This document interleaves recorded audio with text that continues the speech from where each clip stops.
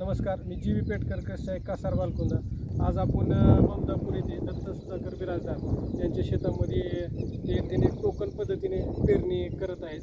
तरी आपण दत्त सुधाकर बिराजदार यांच्याशी चर्चा करू की टोकन पद्धतीने पेरणी बेड किती केला आहे, किती इंच केला आहे, ते किती इंचावर पेरणी करत आहे. तर सर्वप्रथम नमस्कार. तरी आपण सांगा बेड कसं केलं, किती इंचाला आपली पेरणी चालू आहे, किती फुटाची बेड आहे.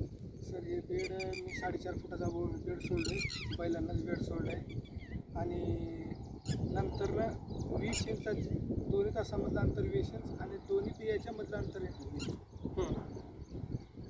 तुम्हाला हे टोकन यंत्र कुठं भेटलं, कितीला भेटलं? हे टोकन यंत्र सर बसव कल्याणला 5,500 रुपये. 5,500. टोकन करताना काय अडचण म्हणजे काय एकट्या माणसाला काही नाही अडचण काही नाही, सोपं होतं आहे. दिवसाला 2 एकर सहज होतं. आणि खताचं बियाणाचं काही बचत बी कमी लागतं सर. एकरी 16 किलो बी लागलं. बरं.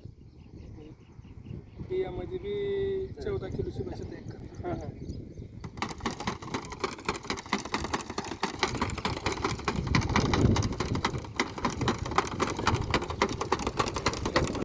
टोकन पद्धतीनं केल्यानंतर बियाणाची बचत होते एकरी आणि खताची बचत होते आणि त्याचप्रमाणे उत्पन्नातही वाढ होते. तरी सर्व शेतकऱ्यांनी टोकनकडे गेलं तरी त्यांच्या उत्पन्नात टोकन पद्धती करून उत्पन्नात वाढ होते. कीड रोगाचाही प्रादुर्भाव कमी होतो. त्याला सर बीज प्रक्रिया कोणत्या करतात आपण? त्याला बीज प्रक्रिया वाढण्याची सर. आणि एका बॅगला 100 ml 100-150 ml वाढण्याला वापरलं. हे टोकन पद्धती करावं असं आपल्याला काय वाटतं?